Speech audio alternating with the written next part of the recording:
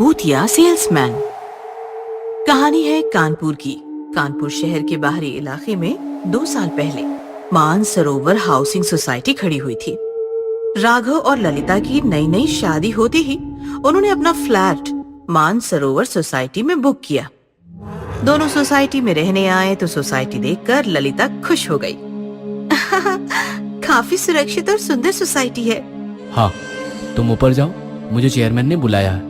Raghav chairman से मिला तो चेयरमैन बोला, सोसाइटी में आपका स्वागत है। आपको पूर्ण सुरक्षा मिलेगी, बस एक बात का ख्याल रहे। कौन सी बात? कोई सेल्समैन हो तो भूल कर भी दरवाजा नहीं खोलना।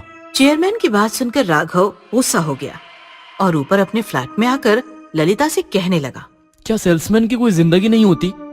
एक सेल्समैन के तरक्की के सारे रास्ते बंद दरवाजे के सामने आते ही बंद हो जाते हैं। तुम्हें सेल्समैन से इतनी हमदर्दी क्यों है? ललिता की बात सुनकर राघव चुप हो गया। दूसरे दिन सुबह राघव तैयार होकर ऑफिस निकल गया। ललिता दरवाजा बंद करके नहाने के लिए निकली तो अचानक उसे याद आया, अरे शैम्पू तो लाया ही नहीं, अब कैसे नहाऊं? अचानक डोरबेल बजी। ललिता ने दरवाजे के होल से देखा तो बाहर सेल्समैन खड़ा था। इसके पास शैम्पू जरूर होगा। ललिता ने दरवाजा खोला तो सेल्समैन बड़बड़ाने लगा, गुड मॉर्निंग मैम, मैं विकास ब्यूटी डोनर कंपनी से आया हूँ। सेल्समैन शुरू हो गया तो ललिता परेशान हो गई। अरे स्टॉप इट, मुझे बस एक शैम्पू चाहिए। ललिता ने सेल्समैन से शैम्पू खरीदा और सेल्समैन चला गया। दूसरे दिन सुबह ललिता नींद से जागकर हॉल में आई तो उसने देखा राघव सोफे पर बैठा है। ललिता पीछे से राघव को लिपट गई। डार्लिंग, जल्दी जाने वाले थे ना, गए क्यों नहीं? अचानक ललिता को कुछ महसूस हुआ। झटके से वो पीछे हट गई। कौन हो तुम? सोफे पर बैठा आदमी पीछे मुड़ा तो ललिता चौंक गई। वो राघव नहीं, सेल्समैन था। तुम पीछे से राघव जैसे दिखते हो। तुम अंदर कैसे आए? जरूर राघव दरवाजा खुला छोड़ गया। दरवाजा तो बंद था। तो फिर तुम अंदर कैसे आए? जो दरवाजा एक बार मेरे लिए खुल जाए वो दोबारा बंद नहीं होता। सेल्समैन जोर जोर से हंसने लगा और हंसते हुए भयंकर भूत बन गया। भूत को सामने पाकर ललिता की जोरदार चीख निकल गई। क्या चाहते हो तुम? क्या चाहते हो? बदला। इस सोसाइटी ने मेरी जान ली है, अब मैं इसे तबाह करूंगा, एक एक करके सबको मार दूंगा।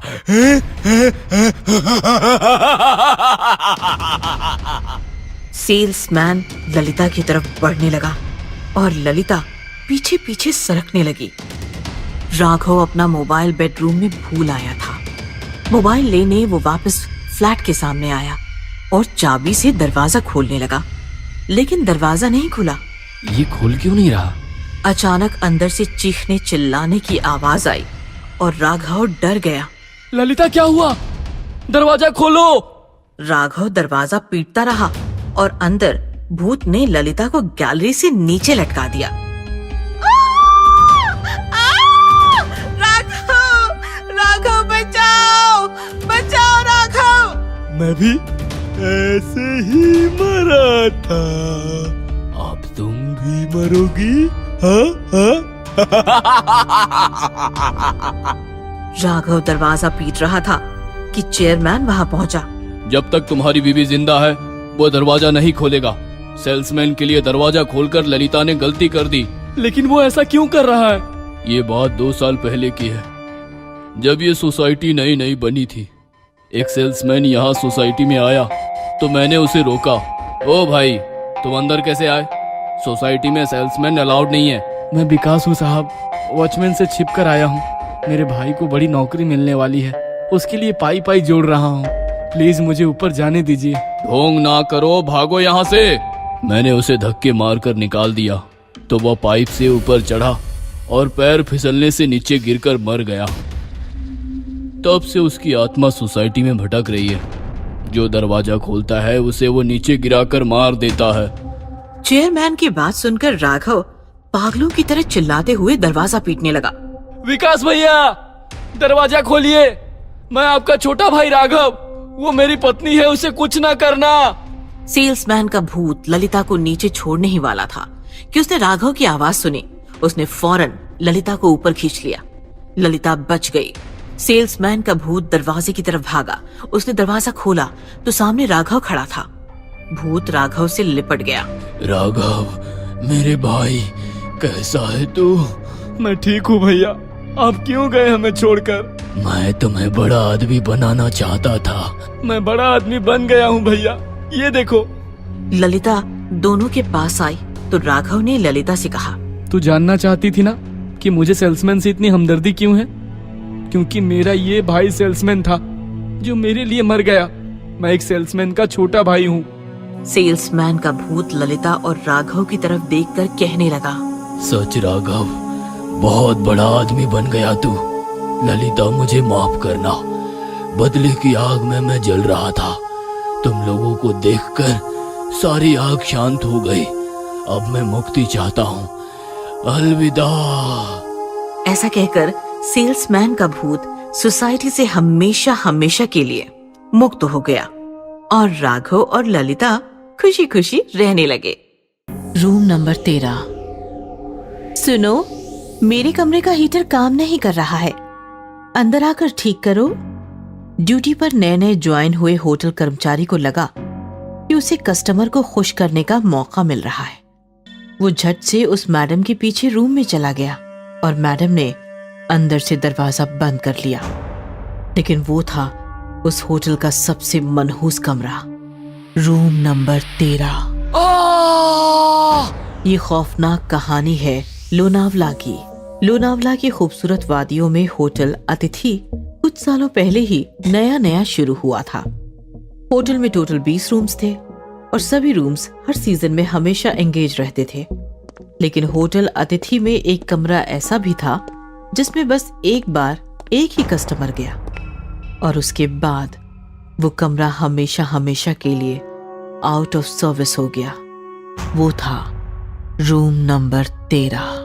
दुनिया की किसी भी होटल में रूम नंबर 13 नहीं देखा मैंने, क्योंकि 13 नंबर रूम अशुभ माना जाता है। मैंने सोचा मैं अलग करूंगा।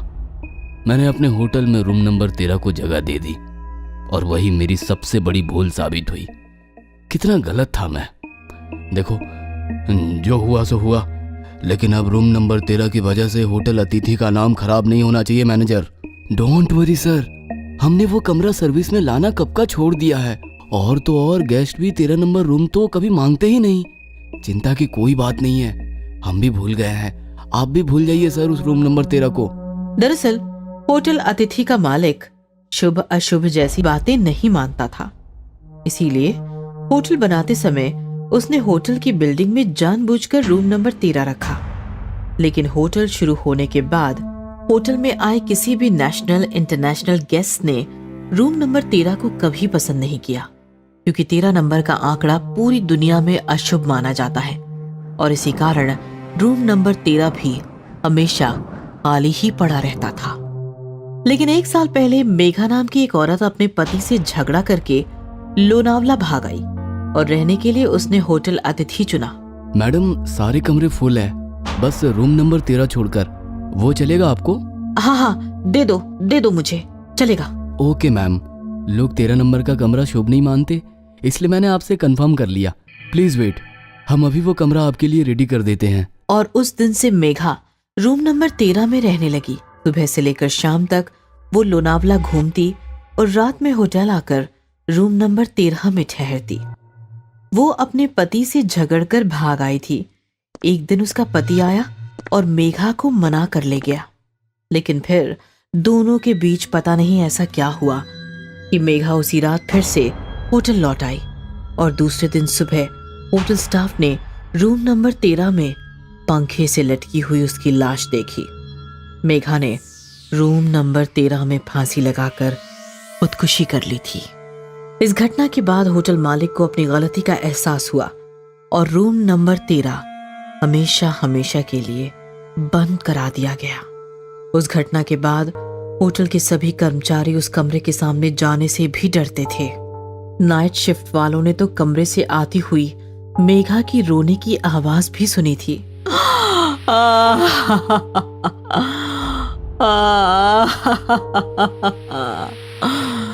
विशाल, तुमने ठीक नहीं किया। तुमने ठीक नहीं किया विशाल। मार दूंगी, सबको मार दूंगी। एक हफ्ते पहले एक रूम सर्विस वाला रूम नंबर 14 को सर्विस देकर आ रहा था। तब उसने रूम नंबर 13 के सामने बैठा रोता हुआ मेघा का भयानक भूत देख लिया।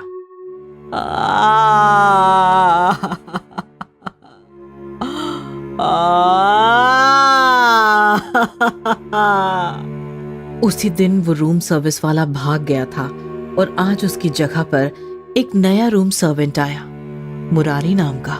मुरारी, रूम नंबर 14 से बटर चिकन का ऑर्डर आया है, जा देकर आ। जी दीजिए, अभी गया और अभी आया। अबे आराम से जा। और सुन, तू नया है, रूम नंबर 13 के बारे में पता है ना तुझे? पता है, सब पता है मुझे। आप बस मुझे इतना बता दो, यहाँ टिप तो मिलती होगी ना? मैं पहले उस मन्नत में काम करता था, सब साले कंजूस लोग ही आते थे वहाँ। जा भाई, मेरा दिमाग मत खा। मुरारी बटर चिकन का ऑर्डर लेकर रूम नंबर 14 में पहुंचा। कमरे में एक शादीशुदा कपल था। मुरारी को उन्होंने 500 रुपए टिप दी। मोटी टिप मिलने पर खुश हुआ मुरारी उछलता हुआ किचन की तरफ भाग ही रहा था कि तभी, सुनो, मेरे कमरे का हीटर काम नहीं कर रहा है, अंदर आकर ठीक करो। जी मैडम, अभी करता हूँ। मुरारी अंदर गया और रूम का दरवाजा बंद हो गया। वही था रूम नंबर 13। मैडम कहाँ हो आप? कमाल है, अभी तो यही थी। विशाल, तुमने ठीक नहीं किया। मार दूंगी, सबको मार दूंगी, सबको मार दूंगी मैं। नजारा देखकर मुरारी की हालत बिगड़ गई। मेघा का भयानक भूत उसके सामने बेड पर बैठा था। वो धीरे धीरे मुरारी की तरफ बढ़ने लगा तो मुरारी के पसीने छूटने लगे। उस झगड़े की इतनी बड़ी सजा दे रहे थे विशाल तुम मुझको। मुझे पहाड़ से गिराकर धक्का देने वाले थे तुम। मैडम, मैं मुरारी। मैडम, मुझे डर लग रहा है। मैडम, तुम मुझे मारना चाहते थे ना? देखो विशाल, अब मैं मर गई हूँ, फांसी लगा ली है मैंने, लेकिन अब मैं तुम्हें कभी भी नहीं छोड़ूंगी विशाल। मैं तुम्हें चैन से नहीं जीने दूंगी विशाल, मैं तुम्हें चैन से नहीं जीने दूंगी। ऐसा कहकर चीखती हुई मेघा मुरारी पर झपट पड़ी और मुरारी जोर जोर से चिल्लाने लगा, बचाओ, बचाओ मुझे। लेकिन मेघा ने मुरारी को नहीं छोड़ा। उसने अपने लंबे लंबे नुकीले नाखूनों से मुरारी का सीना पकड़ा और देखते ही देखते उसका सीना चीर दिया।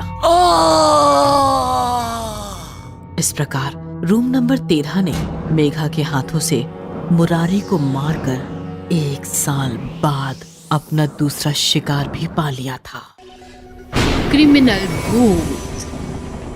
एक समय की बात है, इंस्पेक्टर ब्रिजेश एक बहुत ही होनहार और बहादुर अफसर थे।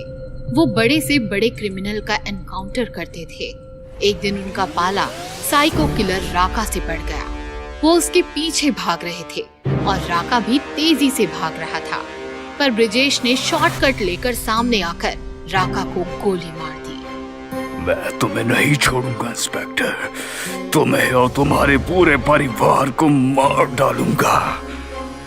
राका ऐसा कहते ही दम तोड़ देता है। उसकी लाश को शमशान घाट में दफना दिया जाता है। ब्रिजेश को बहादुरी का मेडल देकर सम्मान दिया जाता है। उसके परिवार में सब बहुत खुश होते हैं। आप तो हर महीने एक मेडल ले आते हैं, इतने मेडल कहाँ रखे हैं ये भी बता दीजिए। अरे मम्मी, पापा के मेडल्स के लिए एक नया कमरा बनवा देते हैं। कमरा नहीं, जिस स्पीड से भैया मेडल ला रहे हैं, मेडल्स के लिए हमें नया घर ही लेना पड़ेगा। उसी खौफनाक रात में राका वापस तो आता है, पर अब वो एक इंसान नहीं रहता। वो एक भयानक भूत बन चुका था। उसकी लाल आंखें और नुकीले नाखून देखकर कोई भी बुरी तरह कांप उठे। मैंने कहा था इंस्पेक्टर, मैं वापस आऊंगा। अब तुझे और तेरे परिवार को मुझसे कोई बचा नहीं सकता। अगली रात ब्रिजेश का भाई राजेश ऑफिस से घर की ओर लौट रहा था। तभी उसे ऐसा लगता है कि उसका कोई पीछा कर रहा है। राजेश पीछे मुड़कर देखता है तो कोई नहीं होता। तभी उसे एक अजीब सी आवाज सुनाई देती है। तू ही है ना उस बहादुर ब्रिजेश का भाई?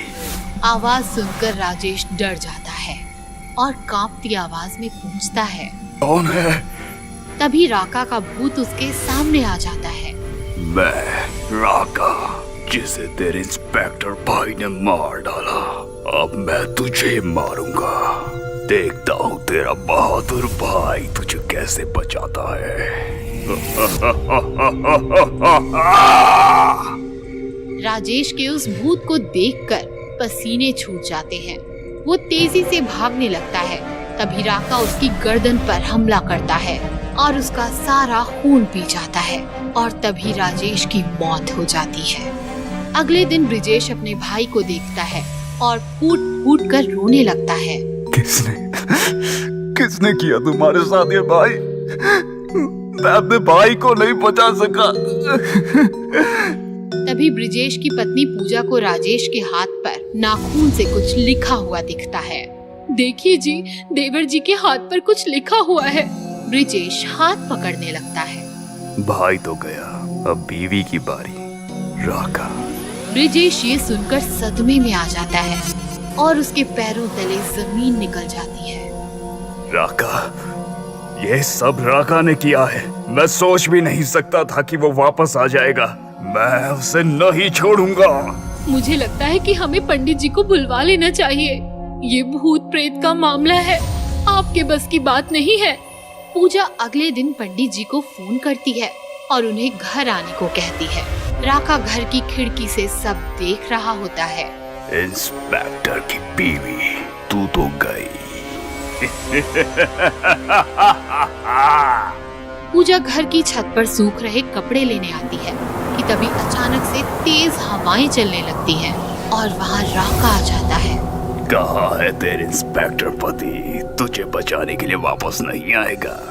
पूजा राका को देखकर चीख पड़ती है और उसकी आवाज सुनकर ब्रिजेश छत पर दौड़ कर आता है, लेकिन छत का दरवाजा बंद हो जाता है। राका, तेरी पत्नी को छोड़ दे। तेरी दुश्मनी मुझसे है, मुझे मार। मेरे परिवार को छोड़ दे। आएगा आएगा, तेरा भी नंबर आएगा, पर पहले तेरी सुंदर सी पत्नी को थोड़ा और सुंदर बना दूं। पूजा डर से भागने लगती है। तभी राका अपने नाखूनों से उसके चेहरे पर हमला करता है। पूजा चेहरे पर लगे घाव से जमीन पर गिर जाती है और तड़प तड़प कर मर जाती है। अभी मेरा बदला पूरा नहीं हुआ है, मैं वापस आऊंगा। दरवाजा खुलते ही ब्रिजेश पूजा की तरफ भागता है और रोने लगता है। तभी वहाँ पंडित जी आ जाते हैं। ब्रिजेश का बेटा सुधीर पंडित जी को राका के भूत के बारे में बताता है। वो एक दुष्ट आत्मा है, उसका अंतिम संस्कार नहीं हुआ है, इसलिए उसे मुक्ति भी नहीं मिली। हमें जल्दी उसके नाम की पूजा करनी होगी ताकि उसे जल्द से जल्द मुक्ति मिल सके। जो करना है जल्दी कीजिए पंडित जी। मैं अपनी पत्नी और भाई को खो चुका हूँ, अब अपने बेटे को खो नहीं सकता।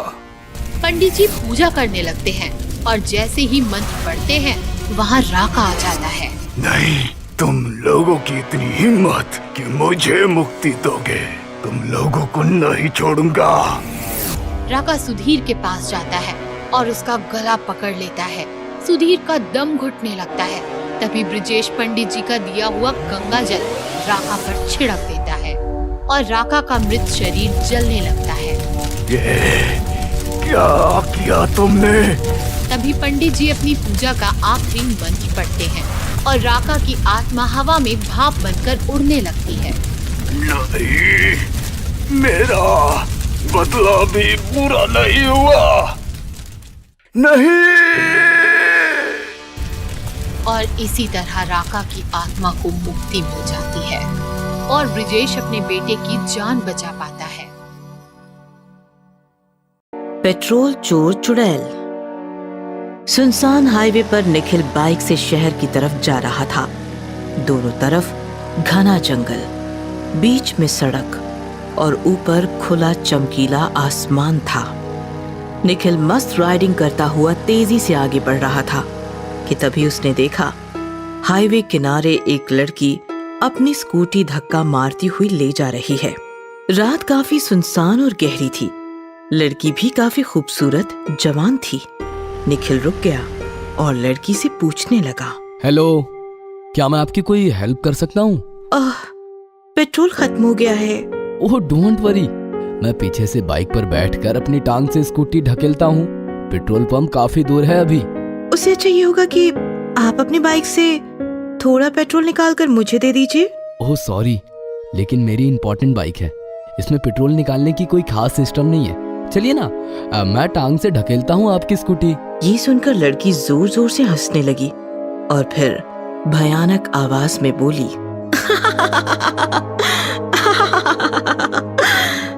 इससे अच्छा तो मैं तुम्हारी बाइक छीन कर जंगल ले जाऊं, जैसे उस अंकल से ये स्कूटी छीनी। तो तुम मुझे डराने के लिए ऐसा कह रही हो ना? ये सुनकर लड़की फिर से हंसने लगी और हंसते हंसते भयानक चुड़ैल बन गई।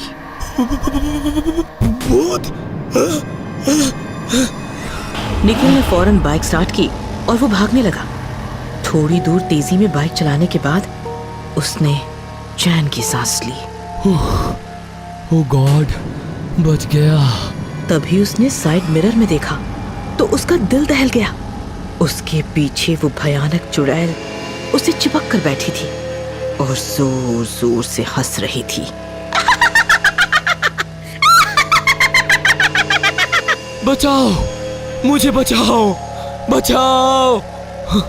चुड़ैल ने चलती बाइक पर निखिल को उठाया और ऊपर हवा में फेंका। निखिल सड़क पर गिरकर मर गया। चलो, एक और बाइक मिल गई। बाइक लेकर माँ के पास चलती हूँ। चुड़ैल ने बाइक जंगल की तरफ घुमाई और वो तेजी से बाइक लेकर जंगल में गायब हो गई। ये कहानी एक जवान चुड़ैल और उसकी बूढ़ी चुड़ैल माँ की है। दोनों चुड़ैल माँ बेटी पहले शहर में रहती थीं, लेकिन उनकी हरकतें काफी अजीब थीं। चुड़ैल की माँ लोगों के घरों में घुसकर दीवारों पर चिपकी छिपकलियां निकालकर उन्हें खा जाती थी और बेटी के टिफिन में भी काफी सारी छिपकलियां भर कर देती थी।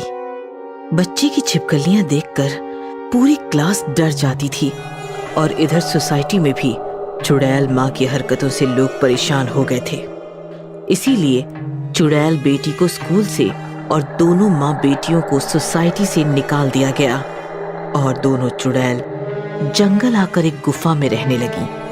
चुड़ैल बेटी, अब ये जंगल ही हमारा घर है। लेकिन माँ, यहाँ तो मेरे साथ खेलने के लिए कोई नहीं है। किसने कहा? यहाँ तुम्हारे साथ खेलने के लिए जंगली बिल्लियाँ और चमगादड़ हैं, उनके साथ खेल। फिर जंगली बिल्लियाँ और चमगादड़ों के साथ खेल खेल कर माँ ने बनाया हुआ जानवरों का खाना खाकर चुड़ैल बेटी बड़ी होने लगी और उसकी चुड़ैल माँ और ज्यादा बूढ़ी होती चली गई। एक दिन बूढ़ी चुड़ैल काफी बीमार थी। चुड़ैल बेटी ने उसका काफी इलाज किया, फिर भी उसकी तबीयत ठिकाने पर ना आई। मेरी तबीयत ठिकाने पर लाने का बस एक ही इलाज है बेटी। माँ, तुम बताओ, मैं तुम्हारे लिए कुछ भी कर सकती हूँ। तो सुन, बचपन से ही मुझे पेट्रोल और पेट्रोल का धुआं काफी पसंद है। जब भी मेरा मूड खराब होता था, मैं किसी मोटर गैरेज में जाकर घंटों पेट्रोल जलाकर उसका धुआं सूंघती थी। बहुत मजा आता था मुझे। अब यहाँ जंगल में इतनी शुद्ध और प्राकृतिक हवा है, इसीलिए मैं बीमार पड़ गई हूँ शायद। तू अगर मेरे लिए पेट्रोल का जुगाड़ कर ले तो मैं ठीक हो जाऊंगी। ठीक है माँ, जैसी तुम्हारी इच्छा। उस दिन से चुड़ैल जंगल से हाईवे आकर लोगों को सताने लगी, रूप बदलकर लोगों को रोकने लगी और फिर उन्हें मारकर उनके वाहन जंगल ले जाने लगी। निखिल की बाइक लेकर चुड़ैल अपनी गुफा के सामने पहुंची। बाइक की आवाज सुनकर बूढ़ी चुड़ैल माँ बाहर आ गई। बेटा, आ गई तू। देख माँ, मैं कैसी बाइक लेकर आई हूँ आज। चल बेटा, टंकी खोल। चुड़ैल ने बाइक की टंकी खोली तो चुड़ैल माँ ने अपना पूरा मुंह टंकी के अंदर डाल दिया। चुड़ैल बेटी ने भी माँ का मुंह ताकत से टंकी में दबाया। काफी देर तक चुड़ैल टंकी सूंघती रही और सारा पेट्रोल खींच गई। फिर उसने मुंह बाहर निकाला। कैसे लोग हैं, टंकी भी फुल नहीं करवाते।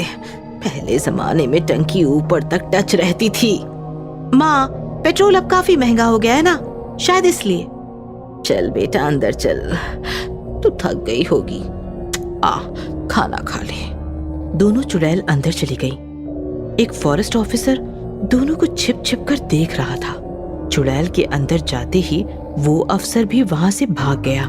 रोज चुड़ैल माँ के लिए पेट्रोल चुराने हाईवे पे आती थी, रूप बदलकर लोगों को फंसाती थी, उनसे बोतल में पेट्रोल लेकर उन्हें मारकर जंगल भाग जाती थी।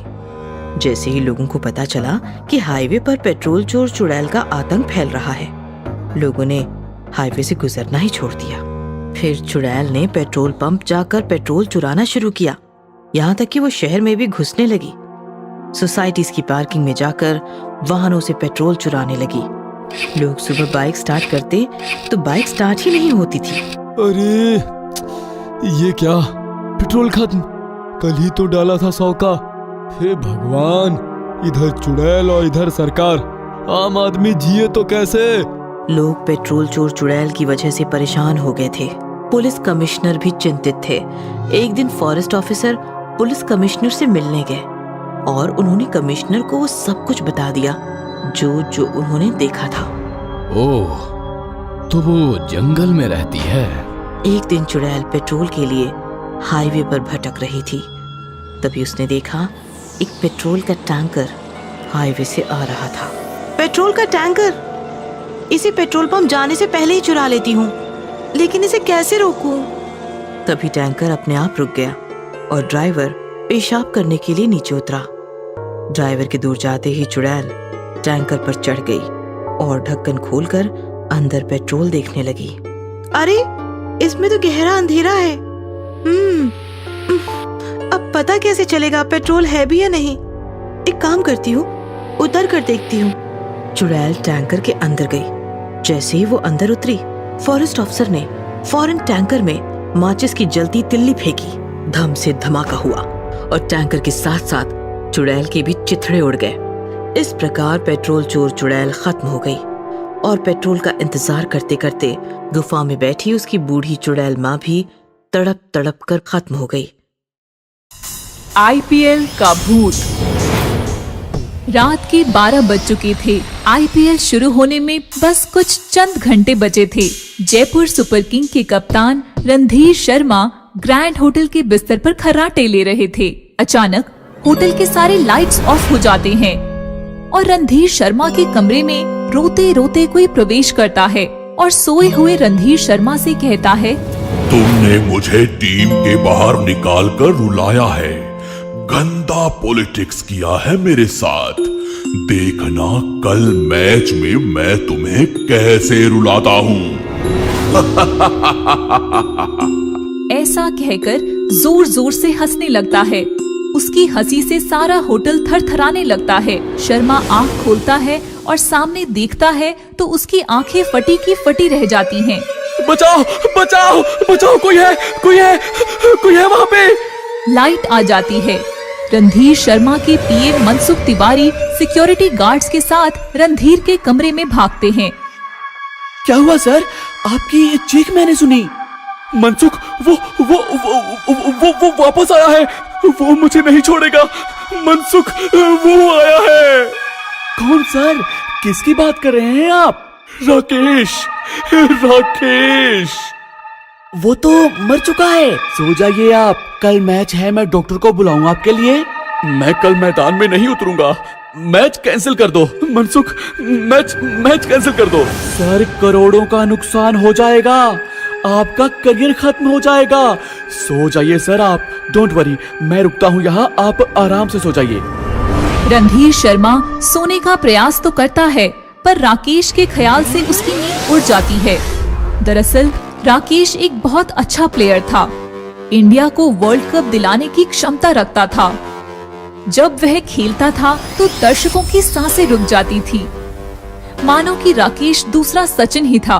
पर यह सब टीम के कैप्टन रणधीर को बर्दाश्त नहीं हुआ। राकेश की तेज रफ्तार देखकर रणधीर को अपनी पोजीशन की फिक्र होने लगी और उसने अपनी पहुंच और पॉलिटिक्स का उपयोग करके राकेश को टीम के बाहर कर दिया। इस तरह राकेश के करियर को कुछ ऐसा ब्रेक लगा कि फ्रस्ट्रेट होकर उसने आत्महत्या कर ली। सुबह होती है, मैच शुरू हो जाता है, दर्शकों से स्टेडियम खचाखच भर जाता है। पूरा इंडिया टीवी के सामने सांसें रोक कर बैठ जाता है और रणधीर मैदान में उतरता है। तभी रणधीर की नजर ऑपोजिट टीम के एक लड़के पर पड़ती है। उसे देखकर रणधीर सोच में पड़ जाता है। वही नजर, वही तेवर, कौन है ये? रणधीर ऑपोजिट टीम के कप्तान से पूछता है, ओए शर्मन, ये बंदा कौन है यार? पहले कभी नहीं देखा।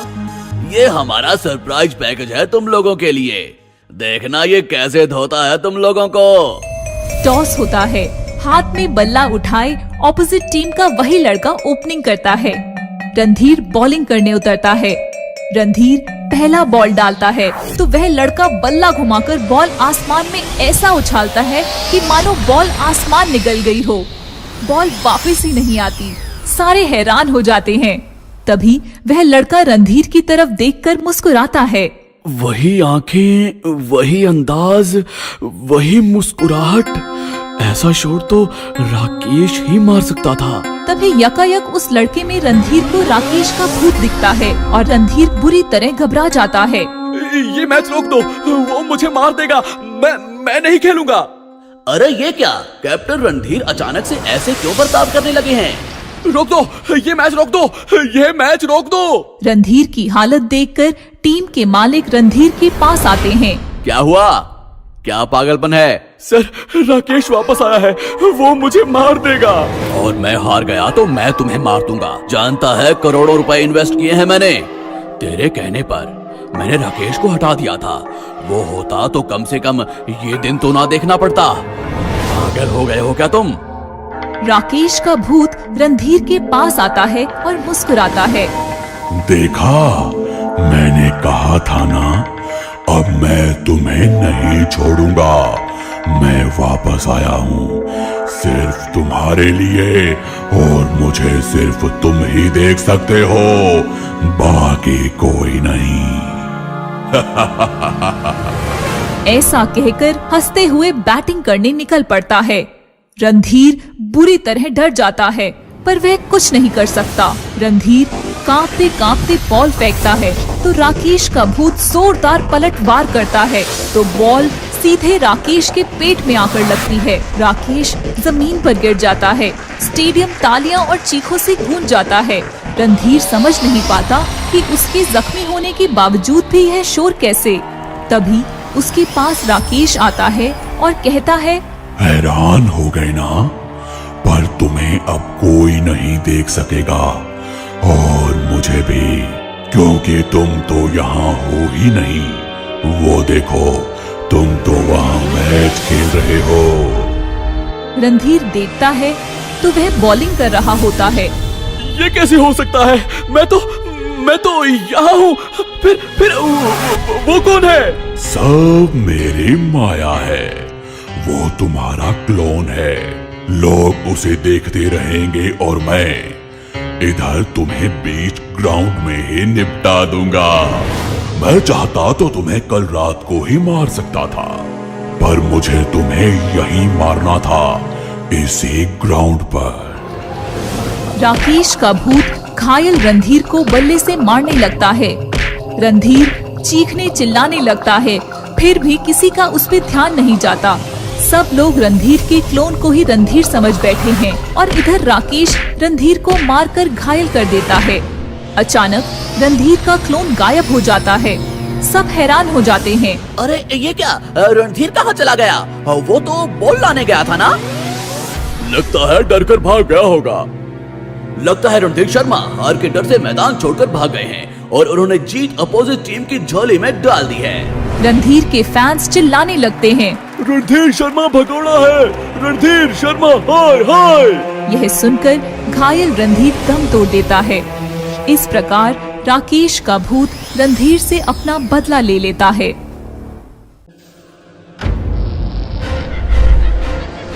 भूतनी आंटी। बहुत समय पहले जंगल में एक बहुत ताकतवर भूतनी अपनी भूतनी बेटी के साथ रहती थी। भूतनी अपनी बेटी का बहुत ध्यान रखती थी। वो रोज जंगल से नए और मुलायम जानवर लाकर उसे खिलाया करती थी। माँ, ये खरगोश बहुत मुलायम है, लेकिन ये बहुत छोटा सा था। इसीलिए कल आप मेरे लिए एक मोटी सी भैंस लाना। ठीक है बेटी। मेरी बेटी छोटी छोटी, भैंस मांगे मोटी मोटी। ऐसे ही समय बीतता गया। अब भूतनी बूढ़ी हो गई और बीमार रहने लगी। अब उसकी जगह उसकी बेटी खाने के लिए जानवर पकड़कर लाने लगी। एक दिन बूढ़ी भूतनी ने अपनी बेटी से कहा, बेटी, अब मैं ज्यादा दिन जिंदा नहीं रह पाऊंगी, इसलिए मैं चाहती हूँ तुम मेरी एक आखिरी इच्छा पूरी करो। बताओ माँ। बेटी, जब मैं छोटी सी थी तब एक बार मेरी माँ शहर से एक मोटा और मुलायम इंसानी बच्चा खाने के लिए लाई थी। मैं चाहती हूँ कि मरने से पहले मैं एक बार फिर से इंसानी बच्चे का स्वाद चखूं। ठीक है माँ, फिर तो आपके अगले जन्मदिन पर हम इंसानी बच्चा ही खाएंगे। इंसानी बच्चे की तलाश में भूतनी शहर की तरफ चल दी। जंगल से मैं आई हूँ, शहर को मैं जाऊंगी। इंसानी बच्चा खाकर अपनी माँ का जन्मदिन मनाऊंगी। शहर पहुंचकर उसने बहुत सारे बच्चे देखे, लेकिन कोई भी बच्चा उसे पसंद नहीं आया। तभी उसकी नजर गट्टू पर पड़ी। ये बच्चा मुझे मुलायम लग रहा है, लेकिन ये तो बहुत पतला है। इसे तो अकेले माँ ही खा जाएगी, फिर मुझे क्या मिलेगा? कोई बात नहीं, मैं इसे खिला खिला कर मोटा कर दूंगी। और वो एक बहुत सुंदर आंटी का रूप लेकर गट्टू के पड़ोस में रहने लगी। फिर एक दिन वो गाजर का हलवा लेकर गट्टू के घर गई। मैं गट्टू के लिए गाजर का हलवा लाई हूँ। Thank you aunty. अब भूतनी रोज किसी न किसी बहाने से गट्टू को स्वादिष्ट खाना खिलाने लगी। इतना स्वादिष्ट खाना खाकर गट्टू दिन बहुत मोटा हो गया। भूखी भूतनी का खाना खाकर गट्टू हो गया मोटा मोटा। अब मोटे गट्टू को खाकर भूतनी भी होगी मोटी मोटी। अगले ही दिन भूतनी आंटी ने गट्टू से कहा, मैं शहर से थोड़ी दूर बने रेस्टोरेंट पर खाना खाने जा रही हूँ। क्या तुम मेरे साथ चलोगे? हाँ हाँ, मैं आपके साथ जरूर चलूंगा। और फिर भूतनी गट्टू को अपने साथ लेकर जंगल की तरफ चल दी। जैसे ही गट्टू ने जंगल देखा, उसने भूतनी से पूछा, आंटी, आप मुझे जंगल में क्यों ले आई? आपने तो कहा था हम रेस्टोरेंट जा रहे हैं। तभी अचानक भूतनी अपने असली रूप में आ गई। तुमने बहुत कुछ खा लिया गट्टू, अब हमारे खाने की बारी है। अब तो भूतनी आंटी हो। भूतनी गट्टू को लेकर अपनी मम्मी के पास आ गई। माँ देखो, मैं इंसानी बच्चा लाई हूँ। इसे खाने में तो बहुत मजा आएगा। उन्हें इस तरह से बातें करते देख गट्टू समझ गया कि उसे इन भूतनियों से बचने के लिए जल्द से जल्द कुछ सोचना पड़ेगा। तभी उसे एक आइडिया आया। अब तुमने मन बना ही लिया है तो तुम मुझे खा लो, लेकिन तुम दोनों में से मेरा दिल कौन खाएगा? इंसान के शरीर में उसका दिल सबसे ज्यादा स्वादिष्ट होता है और जो उसे एक बार खा ले वो उसका स्वाद कभी नहीं भूलता। वैसे मुझे लगता है मेरा दिल भूतनी आंटी को खाना चाहिए, क्योंकि उन्होंने इतनी मेहनत जो की है। नहीं नहीं, तुम्हारा दिल तो मैं ही खाऊंगी, क्योंकि मेरे कहने पर ही तुम्हारी भूतनी आंटी तुम्हें शहर से पकड़ कर लाई है।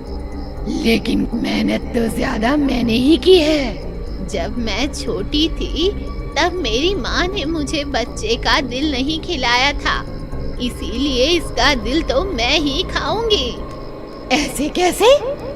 मैंने ज्यादा मेहनत की है तो दिल तो मैं ही खाऊंगी। और फिर देखते ही देखते बहस लड़ाई में बदल गई। बूढ़ी भूतनी ने भूतनी पर जोर से वार किया, फिर भूतनी ने भी बूढ़ी भूतनी पर वार किया। इस तरह दोनों आपस में लड़ते लड़ते मर गए और गट्टू वहाँ से बचकर भाग गया। एक थी डायन। कहानी है रामपुरम की। रामपुरम एक छोटा सा शहर था।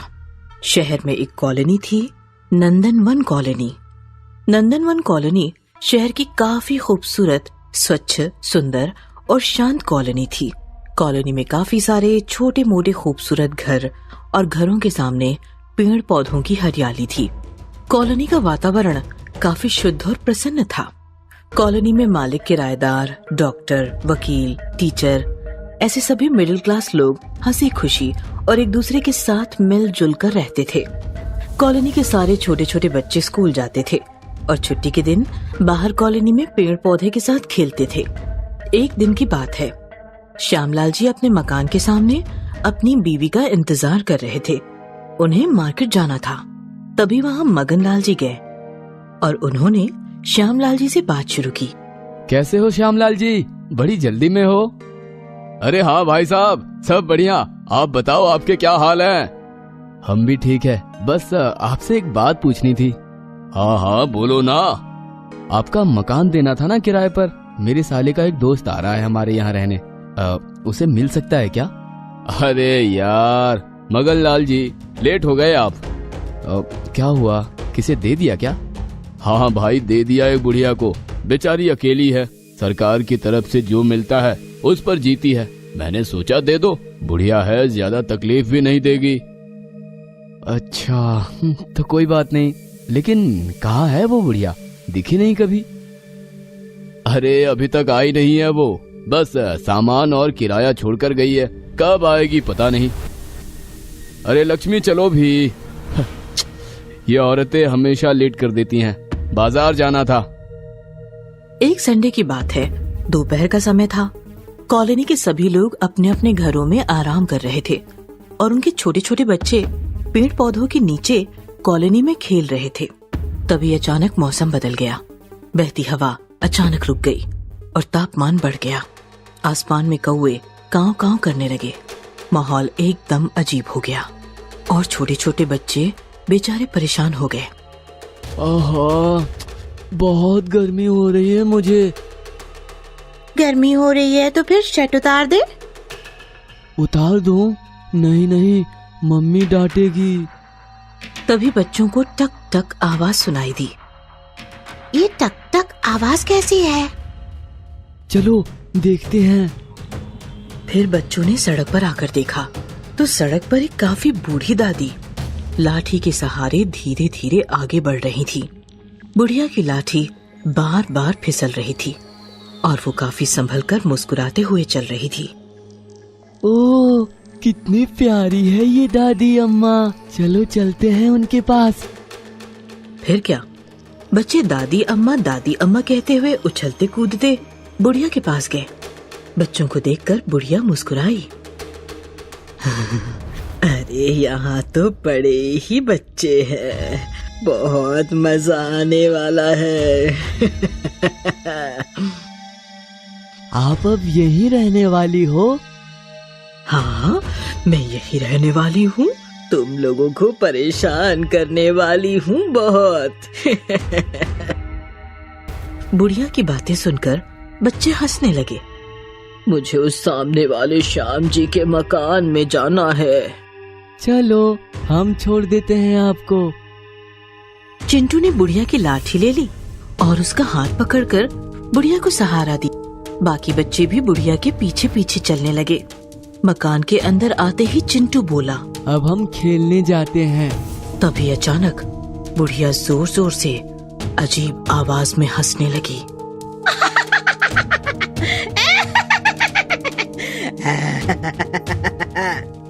सारे बच्चे डर गए। हंसते हंसते बुढ़िया अचानक भयानक डायन बन गई। ना छोड़ूंगी, किसी को ना छोड़ूंगी। डायन देखकर बाकी बच्चे तो भाग गए, लेकिन चिंटू भाग न सका क्योंकि उसका हाथ बुढ़िया के हाथ में था। छोड़ो मेरा हाथ, छोड़ो। मम्मी, मम्मी छोड़ो। तभी पीछे से चिंटू की मम्मी आई। चिंटू, चिंटू। झट से बुढ़िया ने डायन का रूप छिपा लिया और चिंटू का हाथ छोड़ दिया। चिंटू इतना डर गया था कि वो हाथ छोड़ते ही सीधे मकान के बाहर भाग गया। माफ कीजिए, हमारे बच्चे जरा शैतान हैं। अच्छा कि आप आ गईं। किसी भी चीज की जरूरत हो तो याद कीजिएगा। फिर क्या था, उस दिन से वो डायन कॉलोनी में रहने लगी, सबके सामने अच्छा बनकर और बच्चों के सामने भयानक डायन बनकर। जब भी बच्चे खेल रहे होते तब डायन उनके पास जाती और किसी बच्चे को उठाकर अपने मकान में आ जाती।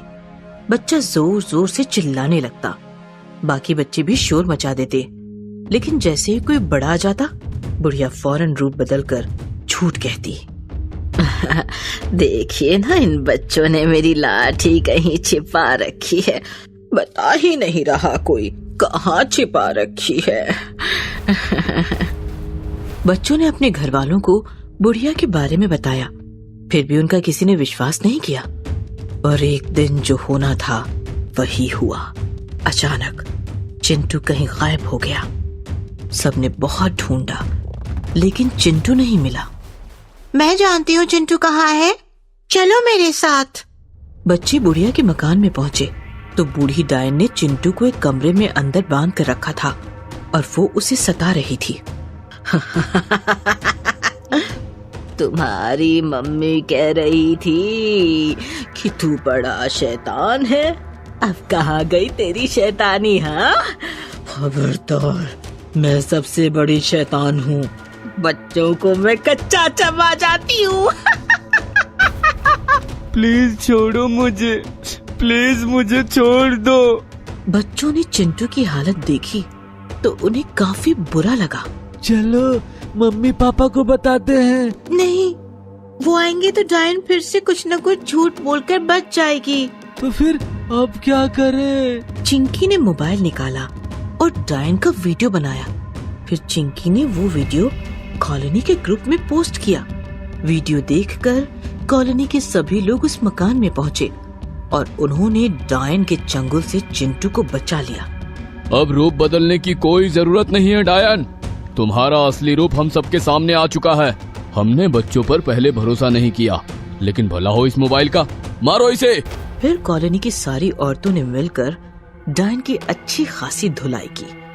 मार खाने के बाद बूढ़ी डायन कॉलोनी से हमेशा हमेशा के लिए भाग गई।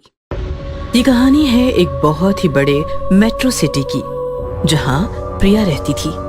काफी खूबसूरत और यंग थी प्रिया। कुछ सालों पहले शहर में आकर सेटल हुई थी। पेशे से वो एक बैंकर थी। रोज 8 घंटे ऑफिस का काम और बाकी बचा टाइम आराम ही आराम, क्योंकि ना तो उसकी शादी हुई थी और उसके मम्मी पापा भी भैया भाभी के पास थे। मतलब प्रिया अपने आप को ठीक ठाक वक्त दे पाती थी। इन दिनों प्रिया एक किताब पढ़ रही थी जिसमें एक पॉइंट उसे बार बार परेशान कर रहा था। दरअसल वो किताब एक मशहूर लेखिका ने सांपों के बारे में लिखी थी। सुदर्शन, कल मैंने तुम्हारी दी हुई किताब में पढ़ा, उसमें लिखा था कि ये जो कोबरास मतलब नाग होते हैं ना, उनकी कुछ प्रजातियों में ऐसा पाया जाता है कि वो इच्छाधारी होते हैं। मतलब अगर वो लंबे समय तक बिना नागिन में उलझे हुए कुछ साल सीधी चाल भटकते रहे तो फिर जमीन पर रेंगते रेंगते ही अचानक दिव्य बन जाते हैं और फिर जब चाहे तब वो इंसानी रूप में आ सकते हैं, इंसानी मादा को जीतने। कहाँ तुम इन बातों को मानती हो? अरे पढ़कर छोड़ दिया करो ऐसी बातें। नहीं सुदर्शन, मेरी लाइफ में ऐसा ही इच्छाधारी नाग है। What? मतलब वो नाग है कि नहीं ये नहीं पता, लेकिन वो इच्छाधारी जरूर है। प्रिया तुम क्या कह रही हो? मेरी तो कुछ भी समझ में नहीं आ रहा। अंशित नाम का एक लड़का है, मैं उससे प्यार करती हूँ। इतना खूबसूरत है कि मैं तुम्हें बता नहीं सकती। प्रिया, क्या किया अंशित ने? दरअसल बात ऐसी थी कि प्रिया जब एक पार्टी में गई थी तो वहाँ उसकी मुलाकात अंशित से हुई। अंशित एक बहुत ही हैंडसम लड़का था जिसे देखते ही प्रिया ने प्रपोज कर दिया और फिर दोनों काफी करीब आ गए। अंशित करीब आया, ये प्रॉब्लम तो नहीं हो सकती? अंशित मुझे कभी किस नहीं करता। फिर वो उसकी प्रॉब्लम है। अंशित जिस लड़की को किस करता है वो मर जाती है सुदर्शन। अब ये सुनकर सुदर्शन जोरदार शॉक्ड हो गया। What? प्रिया एक दिन सुदर्शन को अंशित के पास ले गई और सुदर्शन ने अंशित को देखा तो उसका माथा ही घूम गया। अंशित नीचे से सांप बनता जा रहा था और ऊपर से इंसान था। ओह माय गॉड, ये सब क्या है? क्या करे सर, मेरी कोई इच्छा ही काम नहीं कर रही। पहले जिस चीज को होठों से लगाता था वो खत्म हो जाती थी, अब तो मेरे अंदर से इंसान ही खत्म हो रहा है। मैं जानवर बन रहा हूँ, और वो भी कौन सा? तो सांप। डोंट वरी माय बॉय, सब ठीक हो जाएगा। मुझे टेंशन इस बात की नहीं है सर कि मेरा क्या होगा, मुझे टेंशन है कि मेरे बाद प्रिया का क्या होगा। सुदर्शन ने इमीडिएटली उस किताब की ऑथर रंजना का एड्रेस निकाला और सुदर्शन प्रिया को लेकर रंजना के पास आया। देखिए, मैंने आपसे अभी आपके बॉयफ्रेंड अंशित के बारे में सुना और आपको मुझे ये बताते हुए अत्यंत खेद हो रहा है कि वो आपसे लगातार झूठ बोल रहा है। यही ना कि वो छिपा रहा है कि वो इच्छाधारी नाग है, वो तो हमें भी पता है। नहीं, उसका जो खतरनाक झूठ है वो ये है कि वो आपसे प्यार करता है। ये सुनकर तो प्रिया के साथ साथ सुदर्शन भी हिल गया। मैम कैसी बातें कर रही हैं आप? वो तो प्रिया को हद से ज्यादा चाहता है। तकलीफ में भी बस प्रिया के बारे में ही सोच रहा है। जानवर अपनी फीमेल को हद से ज्यादा नहीं चाहते, हमारी वाली हदें उन्हें लागू नहीं होती। वो बस फ्लेवर लेते हैं और मौसम टूटते ही छोड़ देते हैं। यहाँ उल्टा हो रहा है, मतलब वो आपको अपनी दुनिया में ले जाना चाहता है क्योंकि वो इच्छाधारी है और इच्छा पूरी करने के लिए अलग अलग ढोंग रच रहा है। और सेम यही एक्सपीरियंस प्रिया ने रात को लिया जब वो पूरी तरह सो रही थी। तब अंशित अचानक भयानक सा नाग बन गया और प्रिया से लिपट गया।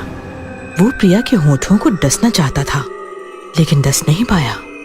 प्रिया झट से जाग गई और उसने नाग को अपनी मुट्ठी में पकड़ लिया।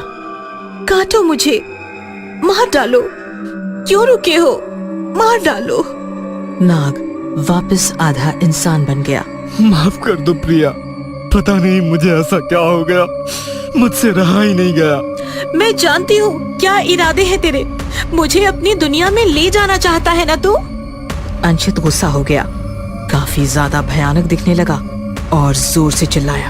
हाँ हाँ, मैं तुम्हें ले जाना चाहता हूँ अपने साथ, अपनी दुनिया में।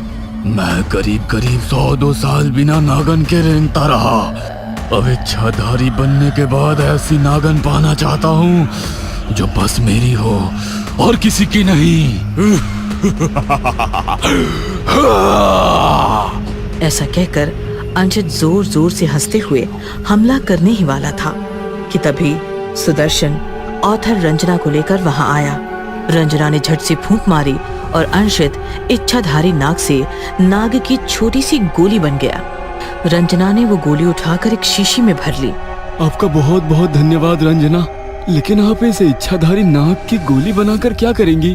रंजना मुस्कुराते हुए बोली, डोंट वरी, ऐसे सैकड़ों नागों से रोजाना रात खेलती हूँ मैं।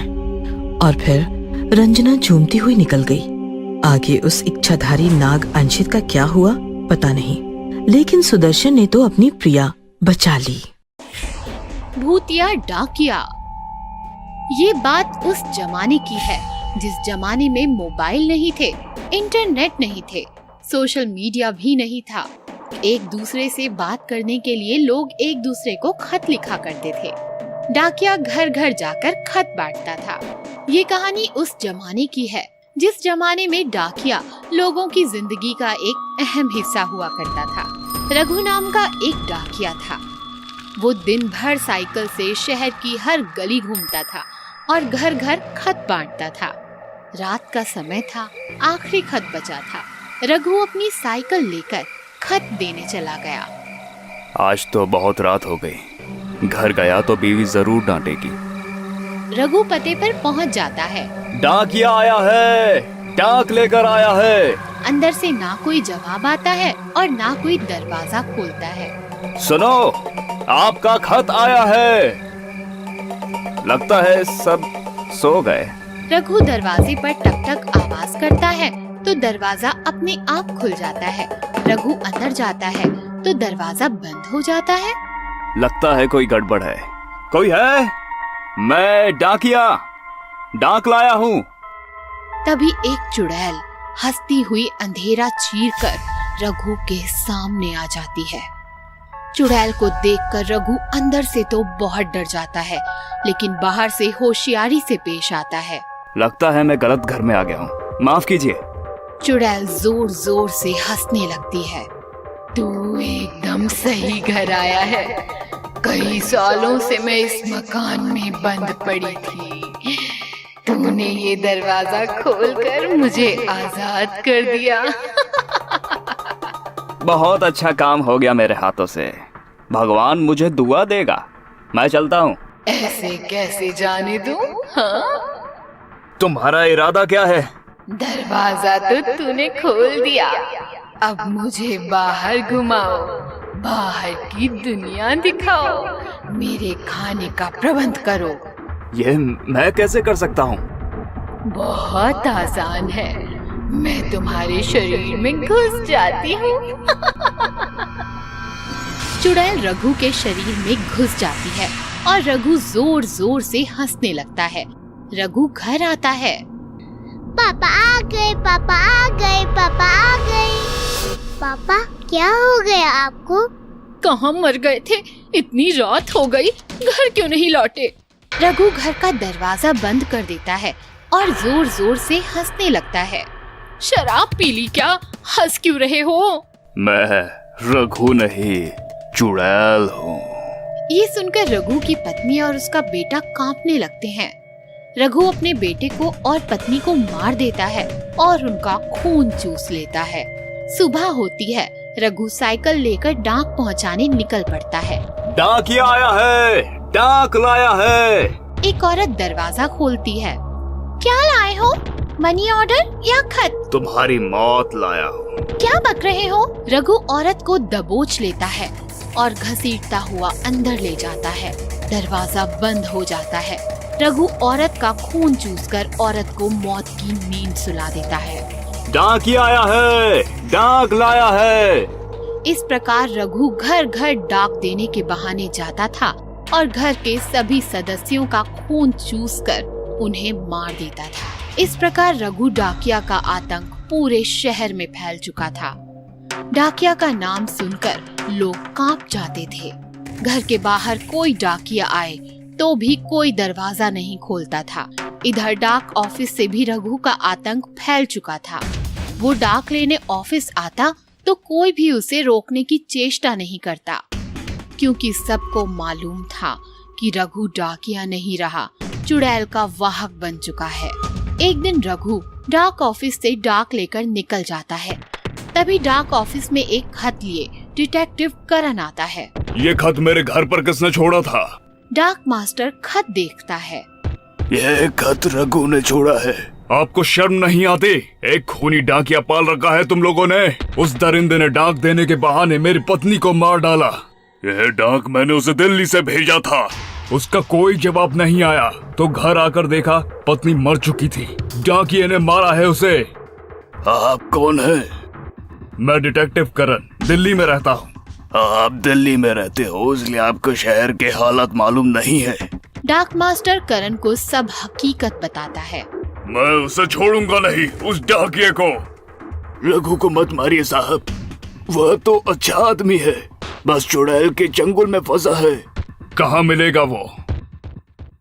डाकिया आया है, डाक लाया है। घर का दरवाजा खुलता है और डिटेक्टिव करण बाहर आ जाता है। अंदर आ जाओ, मुझे धूप से एलर्जी है। रघु अंदर आता है तो करण दरवाजा बंद कर लेता है। दरवाजा बंद करने का हक तो मेरा है। मैं जानता हूँ तू एक चुड़ैल है। डाकिये का इस्तेमाल करके बहुत लोगों को तूने मारा है। कौन हो तुम? डिटेक्टिव करण। ये घर मेरा नहीं है। तू सही पते पर पहुँची है पर गलत आदमी से मिली है। मुझे पता था तू यहाँ आने वाली है और देख, तुमसे पहले मैं यहाँ पहुँच गया। मेरी पत्नी को मार कर शुरुआत तूने की, लेकिन इसे खत्म मैं करूँगा। रघु डिटेक्टिव पर वार करता है। तभी डिटेक्टिव उसे चकमा देता है और रघु के मुंह में हाथ डालकर चुड़ैल को बाहर खींच लेता है। तूने रघु को तो बचा लिया डिटेक्टिव, पर खुद को कैसे बचाएगा? हाँ, उसकी चिंता तू ना कर, उसका पूरा इंतजाम है मेरे पास। तांत्रिक वांत्रिक तो कहीं दिखाई नहीं दे रहा। ऐसा क्या इंतजाम है?